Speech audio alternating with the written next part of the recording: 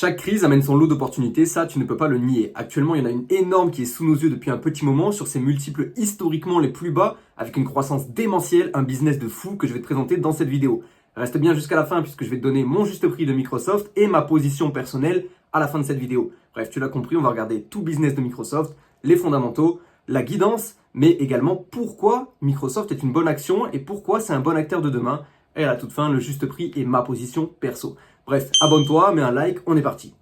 Allez, c'est parti sans plus tarder sur mon screener qui est tout neuf, tout beau et qui est en bêta test littéralement, qui va sortir le 31 mars. Je vais vous montrer certaines des fonctionnalités et pourquoi je dis mon screener, parce que je suis associé dessus avec des développeurs qui sont extrêmement compétents. Et vous allez voir tout au long de cette vidéo qu'il y a plein de détails qui sont vraiment inédits sur un screener. Donc bref, on part sans plus tarder sur Microsoft. Je vais vous montrer les fondamentaux. Donc pour regarder déjà par trimestre, on va commencer par trimestre. Vous voyez que littéralement, on a une croissance constante du chiffre d'affaires et des bénéfices et de l'EBITDA qui est maladivement haute en fait. Et au niveau des bénéfices, même vous voyez qu'on a une accélération sur l'année 2025.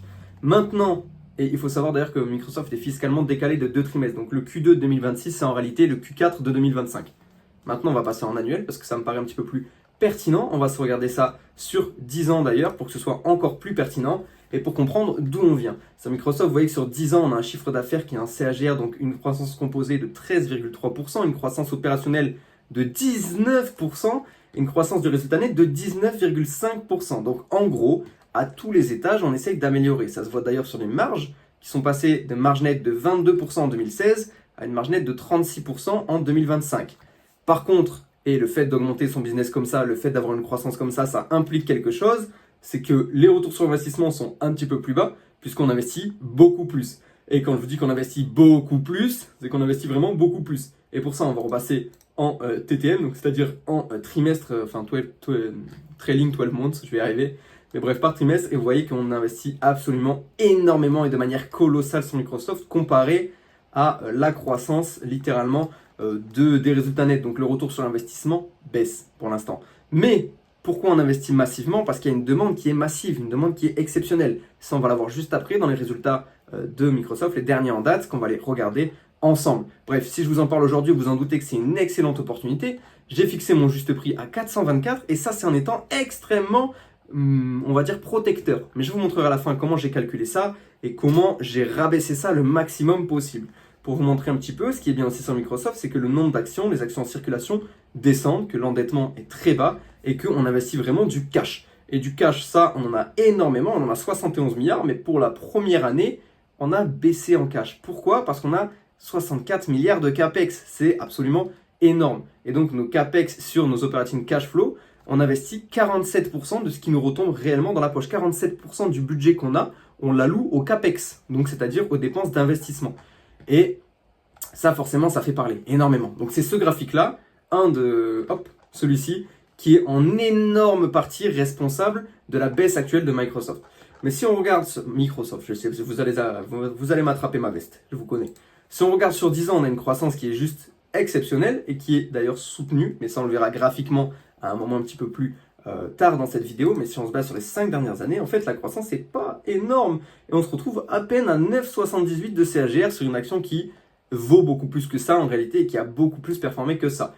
Maintenant, si on regarde sur 20 ans, forcément, vous verrez qu'il y a un moment de creux sur Microsoft, dans les années 2010 à 2015, avec la mise en place du cloud qui n'était pas encore prêt, et le fait que on avait du déclin de pas mal des segments, on n'avait pas encore la suite Office sous abonnement, donc bref, on a dû s'adapter. Le business d'ailleurs, et ça, vous pouvez le voir sur Stocklens, donc qui est l'application qu'on va lancer dans très peu de temps. Vous avez le business, la segmentation, le MOT, le SWOT et la gouvernance qui est fait avec des prompts ultra solides. Donc pas moyen de se faire remplacer par des IA puisque les IA sont intégrés dans ce SaaS. Bref, on a tout pensé, ne vous inquiétez pas. Je vais pas vous la faire là, mais ça c'est si vous voulez vous formater et apprendre un petit peu les business juste avec de la lecture, vous le pouvez. Et pareil, ça marche pour les résultats. Si on se met sur les transcripts, on a les résultats des derniers trimestriels, vous le voyez, avec les chiffres clés, les performances opérationnelles, management, les perspectives et les guidances et le sentiment global. Voilà, si on veut s'arrêter au sentiment global, on peut le faire également et lire également les chiffres clés. Si on veut aller vite sur des résultats, c'est ultra pratique. Vite comme le cross qui est en train de passer à côté de chez moi quand je tourne la vidéo, sinon c'est pas drôle, bien sûr. Mais ce qui est beaucoup mieux, et ce que beaucoup de screeners n'ont pas, et ce qui me plaît énormément dans ce projet, c'est la vue avancée. Vous avez absolument tous les facteurs que vous voulez. Et regardez, on va en sélectionner 3. le chiffre d'affaires qu'on va mettre là-haut, on va sélectionner l'EBITDA et on va sélectionner le résultat net. Ok ? Et ces trois choses, on va les comparer avec d'autres entreprises parce que oui, c'est possible. Et vous allez voir à quel point Microsoft est pertinent. Si on prend Meta, qui est un des concurrents directs en soi d'un des segments de Microsoft, pas des trois, d'un des segments, vous voyez que Meta est à des années-lumière de Microsoft.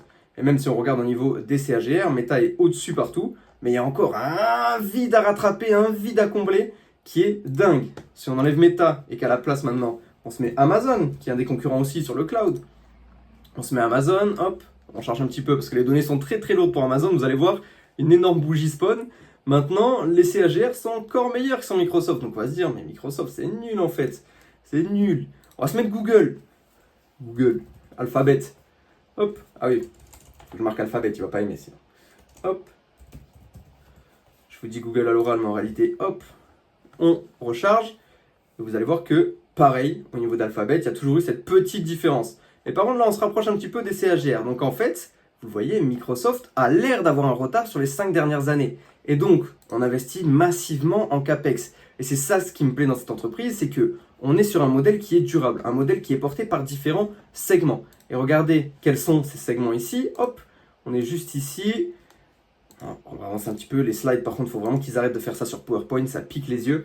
Mais si on se met dessus, on va voir les segments un par un. Le Productivity and Business, c'est-à-dire tout ce qui est intégré dans les entreprises. Et là, encore une fois, vous allez me dire, oui, mais Google a aussi une solution à ce niveau-là. Il y a des solutions gratuites à ce niveau-là. Il y a l'IA qui peut un petit peu tout rénover. Ok, est-ce que vous travaillez dans des grandes entreprises? Quelle grande entreprise actuellement ne travaille pas avec Microsoft? Je pose la question. Quelle grande entreprise actuellement ne travaille pas avec Microsoft?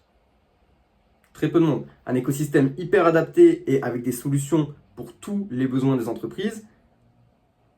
Ils ne sont pas beaucoup à l'avoir, hein, clairement. Et on va parler un petit peu ici de prison dorée en marketing. On appelle ça une prison dorée. En gros, on est un peu bloqué parce qu'on est là, mais en soi, on est bien ici, tu vois. Donc, à ce niveau-là, vous le voyez, on a quand même des résultats qui montent sur ce segment-là. Donc, avec toute la suite 365 et le cloud commercial. Et également, dans cette partie ici, business, on compte LinkedIn, dans Productivity et Business Process. Ok, on a quand même 16% de croissance. 16%. Donc là, où on va nous dire que la croissance vient que du cloud et de l'IA et de Azure, du coup, non. On a 16% qui vient de ce segment-là. Donc après, par contre, on va partir sur un segment qui fâche. Mais ici, vous le voyez, LinkedIn a une performance de 11% littéralement. Le cloud professionnel est à 29%. La partie 365 est à 6%. Donc elle est quand même là. Il y a quand même des licences en plus qui s'en rajoutent. Bref, le tout compris, on est à 16% de croissance sur ce segment-là. Maintenant, on passe au suivant, avec Azure. Et là, celui-là, il est drivé à mort par Azure. Vous le voyez, driven by Azure. Et si on va se baser directement aux deux ici, vous le voyez, on est à 39% de croissance sur Azure. Et on a également de la croissance qui vient des autres revenus maintenant. Si on regarde que Azure, et là où, encore une fois, ça va nous parler de OpenAI, oui, il y a des contrats de Azure qui sont avec OpenAI. Maintenant, si on enlève la partie OpenAI de Azure, on a toujours 26% de croissance. Et on est obligé de se brider dans l'exécution de cette partie Azure, qu'on ne peut pas, parce qu'on ne peut pas servir tous les contrats. On est obligé de se brider à 40% de croissance annuelle, dont 14% pour OpenAI, parce qu'on ne peut rien faire de mieux. On n'a pas les moyens, on n'a pas les infrastructures pour. Ce qui veut dire qu'il y a plus de demandes que d'offres, et donc ça permet de fixer des prix qui sont vachement hauts, vachement balèzes, mais il faut quand même prendre le temps et avoir les convictions, convaincre nos clients assez fortement pour qu'ils soient en capacité d'attendre. Parce qu'on est obligé d'avoir un carnet de commandes qui est blindé. Donc ça nous permet à nous d'avoir la croissance sur plusieurs années, mais qui te dit qu'ils ne vont pas trouver la même chose ailleurs? Et c'est là où il faut faire attention à ne pas être perdant, et c'est pour ça qu'on investit massivement en CAPEX. Et encore une fois, c'est une bonne chose, même si on crame énormément de cash. Bref, avançons un petit peu, et là on va passer sur le segment qui fait mal, le More Personal Computing. Donc là, c'est tout, vous voyez tous les outils qui sont boudés de Microsoft, tous les arguments bidons qu'on vous sort à chaque fois en négatif sur Microsoft, c'est-à-dire la Xbox, c'est-à-dire les licences Microsoft de base, les licences Windows, c'est-à-dire ce genre de produits qui sont vraiment mais loin et loin, et encore, hein, parce qu'on est en négatif sur la Xbox, ça y a pas de souci, il n'y a plus personne qui joue, hein, on va pas se mentir, le Game Pass c'est démodé, puisque ils avaient fait quand même pas mal de sous avec le Game Pass, Microsoft avec des très bons jeux qui étaient dessus d'ailleurs à l'époque où je joue encore. Et au niveau de Windows, par contre, vous voyez au niveau des licences, on a quand même 1% de croissance, même si c'est vendu par Rakuten en grande partie, hein, on est au courant. Merci. Par contre, au niveau de Microsoft Edge, produit que personne n'utilise, sauf les pros, on a 10% d'augmentation des revenus quand même. Donc même si la croissance ralentit, elle est toujours là. Donc ce segment, c'est tout ce qu'on veut pas, on le met dans ce segment et puis voilà, on s'en sert pas. Maintenant, si on regarde sur les guidances, parce que oui, on a une guidance aussi sur Microsoft, là on nous met en garde que la guidance n'est pas à prendre au sérieux, mais on nous donne quand même une guidance juste après. Bref, vous l'avez ici, les guidances sont claires et nettes. Pour Azure, on va tout simplement viser 37 à 38% de croissance, et là on perd 1% comparé au trimestre précédent. Et attention, ce 1% a des fortes répercussions apparemment, puisque ce 1% permet une baisse de Microsoft de 30%. Bref, on prend, hein, franchement, on prend. On a du déclin par contre sur les serveurs. On a du déclin aussi sur tout ce qui est licence Windows du coup et tout ce qui est Xbox.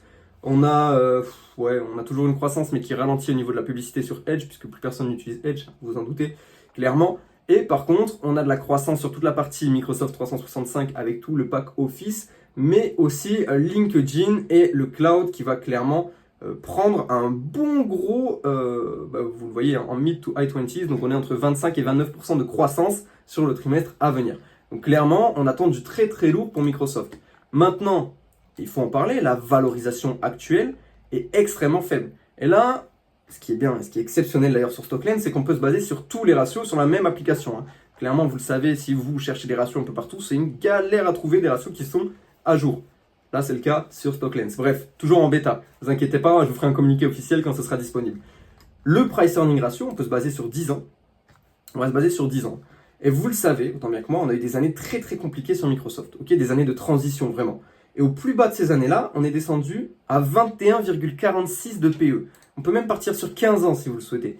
Même si sur 15 ans, on est allé encore plus bas. Mais ça, c'était la période où vraiment, la période Windows Phone. Vous savez, la période de Nokia Lumia qui a été rachetée par Windows Phone et la période où on perdait des sous massivement parce qu'on investissait énormément dans Azure. Très bon investissement, ceci dit maintenant. Si on se base donc sur 10 ans, c'est le plus bas price earning qu'on a sur 10 ans. Et encore pire, si on regarde sur les forwards, c'est-à-dire sur le PE ratio de l'année à venir, des résultats à venir, on est au plus bas niveau quasiment également. Si on se met sur 10 ans, on est quand même allé un petit peu plus bas parce qu'on avait de la très très grosse croissance avec Azure. Mais clairement, on est extrêmement faiblement valorisé. La médiane est à 25 pour le forward PI et la médiane du PI normal est à 33. On est à 23 actuellement, ok? Maintenant, au niveau du price to free cash flow, oui, on a perdu du free cash flow par rapport à l'an dernier, mais on est sur un price to free cash flow de 35. Donc absolument rien d'abusé pour une entreprise qui investit énormément. Et maintenant, et c'est là où toute la conclusion de cette vidéo en vrai vient en avance, mais c'est la vérité, il va falloir que Microsoft, clairement, ait des résultats qui soient alignés avec ce que les investisseurs attendent. Il ne va pas falloir se rater dans les prochains trimestres, hein. Il va falloir avoir des retours sur investissement un peu meilleurs que prévu, des guidances qui sont un petit peu relevées, parce que sinon, ça va être très compliqué et on va encore voir des valorisations plus petites. Mais clairement, et je ne vais pas vous mentir, personnellement, et je vous le dis déjà avant de vous faire mon juste prix, même si on peut quand même voir la partie dividende rapidement, j'investis sur Microsoft toutes les semaines. Toutes les semaines, j'achète une action Microsoft tant qu'on est en dessous de 425. C'est une aubaine. C'est une aubaine. Et je pèse mes mots. Attention, bien sûr, tout ce que je dis n'est en aucun cas un conseil d'investissement, mais dans ma stratégie perso d'entreprises qui ont de la croissance et du dividende croissant, et clairement un business qui peut survivre 20, 25, 30, 35 ans, c'est une masterclass. Qu'on se rende compte. C'est peut-être la meilleure entreprise que je possède en portefeuille. Ça me fait mal de dire ça, mais c'est vrai. Et pourtant, je l'ai intégrée que récemment, puisque ça fait au moins une année que je la regarde en me disant « J'attends le bon prix, j'attends le bon prix, j'attends le bon prix, j'attends le bon prix. » On y est. Pour moi, on y est et largement. Bref, rapidement, au niveau des dividendes, le rendement a baissé pour laisser place à, par contre, une croissance des dividendes. Comme vous voyez, de trimestre en trimestre, on s'améliore chaque année. Il n'y a pas une année, clairement, où on ne baisse pas. Et ça, d'ailleurs, ce sera mis à jour sur l'appli. Vous verrez les hausses, parce que ça reste encore un petit peu fade à ce niveau-là. Je parle aux devs, vous inquiétez pas, je les ai en contact. Et au niveau par rendement actuel, on a 0,96. La croissance, elle est d'environ 10% par an. Et clairement, ça fait 10 ans qu'on est sans interruption sur ce dividende-là. Ça fait même plus de 10 ans, ça fait 15 ans qu'on est sans interruption. 16 ans. Bref, c'est une masterclass. Au niveau de la valorisation maintenant, on va partir sur notre calculateur. Et ce qui est bien, c'est que là, on peut régler notre horizon de temps. Vous le savez, je suis un investisseur long terme, très long terme même. Et on va donc se baser sur 10 ans de projection, ce qui est meilleur que mon petit tableau à 5 ans. Et là, c'est là où on va finir cette vidéo d'ailleurs. On va se baser sur une croissance des EPS qui est normalement autour des 15 à 16%. On nous dit même 17% ici sur Microsoft. On va se baser sur 14, en prenant un scénario pessimiste où on perd un petit peu de terrain, mais le cloud nous pousse encore et notre suite Office, qui est notre belle prison dorée, nous suit encore également. Au niveau des actions, on a quand même des rachats d'actions. On va mettre moins 1% par an des actions qui sont rachetées tout simplement par Microsoft. Donc, il va nous faire monter mécaniquement notre prix, puisqu'on rachète des actions, et donc il y en a moins en circulation, mais la valeur d'entreprise reste la même. Donc tu vois, ça s'équilibre. Bref, et au niveau du multiple terminal, c'est-à-dire du price earning ratio, on va voir à 28. Ok, et je ne pense vraiment pas abuser en mettant 28. Regardez, hein, le potentiel de malade mental qu'il y a. Ok. Maintenant, et si on revoit à la baisse, et pour vous dire, hein, je suis vraiment allé très protecteur, je revois à 25 mon price to free cash, mon price earning ratio, pardon. Je revois à 10 ma croissance annuelle. Non, je crois que j'étais à 12, pardon. Voilà, je sais plus comment j'avais trouvé exactement ce chiffre, mais on était là. C'était là. J'avais dit 24, voilà. 24 et 12, ok, pour tomber sur mon juste prix. Donc de 424 euros, sous lequel j'achète une action par semaine. 424 et 12. Mais en fait, ce que j'ai fait réellement, c'est que là, je suis remonté à 14, là, je suis remonté à 28, qui sont des multiples clairement qu'on peut largement suivre dans le temps pour une entreprise d'une qualité aussi énorme que Microsoft. Mais tout simplement, on peut aussi se mettre par free cash flow et par operating cash flow. Donc là, ce qui va nous intéresser, c'est de le regarder sur les deux autres segments. Donc les free cash flow, qui vont forcément devoir monter à un moment, vont plutôt être autour des 12%. Ok, on va devoir voir un ratio un petit peu plus élevé pour clairement trouver une moitié. Un bon ratio serait plutôt autour des 30-32, on va se mettre à 32 histoire d'avoir quelque chose. Avec 12% de croissance annuelle, c'est-à-dire un meilleur retour qu'actuellement sur nos free cash flow, on s'en sort à un juste prix de 367. Et clairement, si on calcule au free cash flow, vous le voyez que ça ne nous avantage pas du tout. Alors que si on calcule au bénéfice, vous le voyez, on sortait sur un prix cible à 530 pour un juste prix. Maintenant, au niveau du cash flow opérationnel, et là encore, on va le voir un petit peu en dessous, parce que notre cash flow opérationnel, tout simplement, il est déjà très élevé. Donc on va rester sur la multiple historique, on va rester sur une croissance un peu plus élevée, puisque vous savez, on augmente tous les segments. On s'en sort à 571. Donc clairement, ce qui pêche au niveau de Microsoft et ce qu'il va falloir regarder dans les prochains earnings, dans les prochains trimestres, c'est tout simplement le free cash flow. Parce que clairement, c'est ça qui vient, et vous allez le revoir encore une fois, et on peut le regarder juste en vue avancée. Hop, je vais vous le montrer. On désélectionne notre chiffre d'affaires, on désélectionne notre EBITDA et notre résultat net. On va dans la partie cash flow juste ici, et vous le voyez, on regarde notre free cash flow, et maintenant on va le comparer aux grandes entreprises qu'on connaît. Et vous allez voir que clairement, on n'est pas les seuls. On va mettre Google, on va mettre Amazon et on va mettre Meta. Et clairement, on va regarder avec ces trois entreprises-là. Non, en fait, on va enlever Amazon parce que si on met Amazon, on est mort, on fausse tout le graphique. Donc, on va enlever Amazon. Et à la place, allez, on va se mettre quoi? On va se mettre peut-être Oracle au niveau du cloud. Bref, et encore que c'est pas des solutions de fou, mais bon, pour la comparaison, on va se mettre Oracle. Donc, au niveau des free cash flow, la croissance de Microsoft est plus lente que la croissance de Meta, par exemple, et que la croissance de Google d'ailleurs, mais on en fume Oracle. Après, Oracle, c'est... Bon, j'enlève Oracle. Je suis désolé, je fais un petit peu la girouette, mais Microsoft a une plus basse croissance de ses free cash flow, mais regardez. Juste, tout simplement, regardez. Si on s'aligne sur 10 ans, Google est à 13%, Alphabet est à 13%. On était au même niveau entre Alphabet et Microsoft en 2016, qu'on l'est en 2024 en soi. Après, on a l'année 2025 aussi qui a un petit peu tout agrandi, on va se dire à ce niveau-là. Et donc, au niveau des free cash flow, vraiment, il va falloir comparer ce qu'on arrive à générer par rapport aux autres acteurs de cet écosystème-là, qui est juste gigantesque. Et vraiment, regardez uniquement ça, regardez le cash qui a été généré sur tous les prochains trimestres. Parce que le jour où le cash va repartir, Microsoft n'aura plus aucune raison d'être aussi bradé. Parce que, encore une fois, on peut aller dans la valorisation, on est bradé actuellement. Mon juste prix est à 424, si on regarde en monthly, 424, on n'y est pas allé une fois. Si on regarde sur les 5 dernières années, 424, on est bien en dessous aussi, vous le voyez. On va rajouter des unités de temps aussi d'ailleurs, sachez-le. Bref, en journalier, vous le voyez, 370 € pour Microsoft, et sachez que j'en ai encore racheté une aujourd'hui. Clairement, j'en rachète toutes les semaines, je vous le dis, ça fait 6 semaines que je fais ça, donc actuellement j'ai une position de 6 actions Microsoft à un PRU de 393, prix de revient unitaire PRU. Je continuerai à en acheter une par semaine jusqu'à ce qu'elle représente 10% de mon portefeuille ou que tout simplement on ait dépassé mon juste prix de 425. Bref, affaire à suivre. Dites-moi ce que vous pensez de cette action. C'est une action qui tourne un petit peu dans tous les sens et qui clairement fait devenir fou plus d'un investisseur puisqu'il y a des bons et des mauvais signes de partout. De mon côté, ma thèse elle est simple. Microsoft ne peut pas être remplacé comme ça du jour au lendemain. On le verra venir plus lourdement sur Office 365. À ce moment-là, si vraiment il y a une rotation des abonnements des entreprises, des gros clients sur Office 365 et que tout le monde abandonne le projet, clairement, là, ça pue. Pour l'instant, avec des multiples énormes de croissance sur Azure, on parle de quasi 40% par trimestre, on est obligé de limiter le carnet de commandes parce qu'on n'a pas assez justement de matériel. Rendez-vous compte du potentiel encore qu'il y a derrière tout ça. Et même si OpenAI représente 14% de ces 40%, enfin du coup 33% de 40 qui fait 14. Bref, rendez-vous compte du potentiel énorme qui peut rester sur Microsoft. Alors oui, forcément, si vous regardez Xbox, les licences Windows, si vous regardez même LinkedIn, ça fait pas rêver. Si vous regardez les vrais produits qui sont adaptés aux entreprises et qui sont utilisés massivement par les entreprises, par toutes les grosses entreprises du monde, sachez-le, c'est hyper pratique d'être sur l'écosystème Microsoft.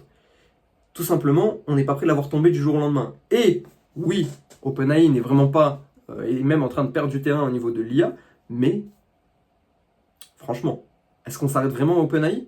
Oui, c'est un gros investissement, oui, ça demande énormément de cash, mais regardez la croissance d'Azure. Et même en enlevant tous les contrats OpenAI, on reste à 27%, 26-27%. Quasi au niveau d'AWS, qui n'a pas de contrat qui les plombe, clairement. Vous en pensez ce que vous voulez, perso c'est ma conclusion sur l'entreprise. Ma thèse est claire et nette. J'investis sur Microsoft longuement en dessous et à une bonne valorisation actuelle. Et je serais très content d'avoir cet investissement dans 10 ans, peu importe ce qui va se passer sur l'IA. Peu importe. Peu importe qui va gagner cette battle de l'IA. Tout le monde va forcément y avoir des gagnants, des perdants. Même si tu n'es pas le grand gagnant, tu peux être le second, tu peux être en troisième rang. Tu vas prendre moins que les autres, mais tu auras pris quand même énormément. Et clairement, je ne vois pas un monde où on n'est pas dans le top 3. Bref. C'était Jackson, c'était tout pour cette vidéo. Je vous dis à samedi pour une prochaine. N'hésitez pas à me soumettre des idées de vidéos, des actions que vous voulez qu'on voit avec ce nouveau screener dans la description, enfin dans les commentaires. Et moi, j'y répondrai avec grand plaisir avec des vidéos ou des shorts. Pas de soucis là-dessus. Bref, c'était Jackson. À samedi. Ciao, ciao.